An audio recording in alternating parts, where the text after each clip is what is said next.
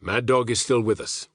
Glockenspiel has given him a severe warning, and he has been ordered to write a letter of apology to Gecko's parents. 0845. Had our first history lesson with Mr. Crispo. He's wickedly old. Simon reckons he may be 90. He told us he fought in North Africa during the Second World War. This term, we are studying the Anglo-Zulu Wars of 1878 to 79. But instead, Crispo showed us an old Second World War video on Dunkirk. Halfway through, he blew his nose like a foghorn and then shook his head and muttered something to himself. At the end of the video, he switched off the television and let us go 5 minutes early. From where I was sitting, I could see his eyes were full of tears. 14:30. Cricket trials. Although I was the best cricketer at my primary school, not that difficult considering most of the school was girls, I felt very nervous about my first go at high school cricket. The under-14 cricket coach is the Gov, much to my delight. He stalked around with his pipe and a shooting stick, making crazy comments like, "Greenstein, that forward defensive is about as porous as a whore's drawers." Simon is an excellent cricketer, and he smashed my first leg spin delivery out of the nets and onto a nearby field. To my horror, I realised that the ball had come to rest in the middle of the first-team practice session. The cricket gods all stopped and glared at me as I picked up my ball. I just about managed to squeak out an apology and then tore back to the nets.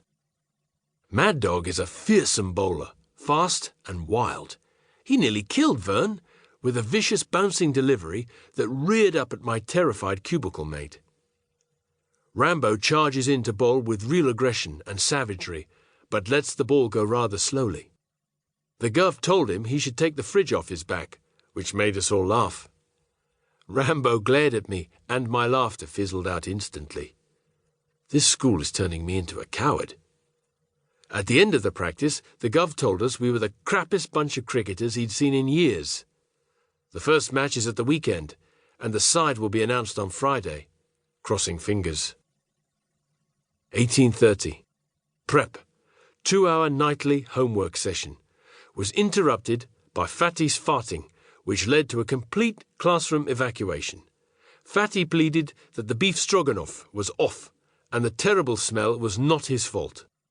Bert was so livid that he ordered Fatty to shut up and then beat him savagely on the fingers with a blackboard duster. This form of torture is called finger tongs. Mad Dog handed me a first draft of his apology letter to Gecko's parents. He reckons that because I won the scholarship, I was the ideal person to check his effort. Here follows the original.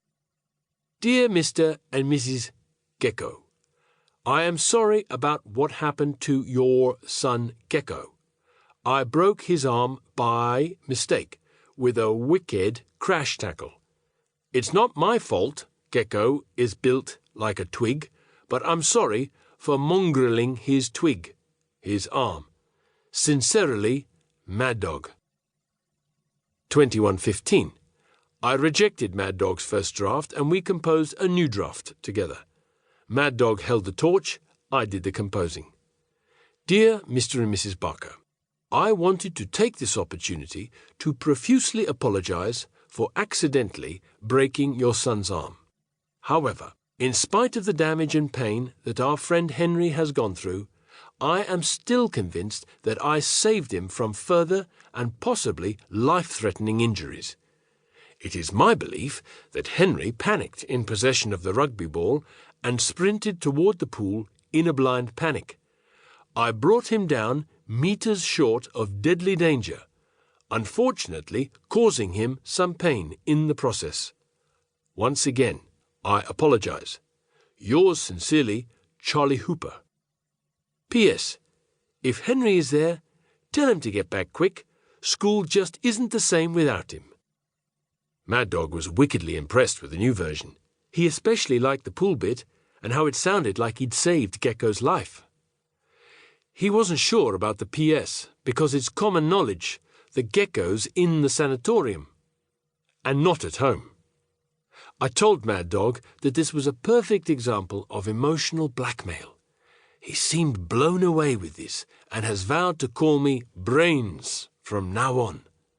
To repay the debt, he invited me on a pigeon hunt at 0500. When I declined, he looked dangerous, so I told him that I loved eating pigeons, but that I'm getting a sore throat. On his way to bed, Mad Dog poured a glass of water over Vern's sheet and then woke up the dormitory, who all sneered and mocked poor Vern while he changed his bedding again. I remained silent and then felt guilty for hours for being a coward and not standing up for my cubicle mate.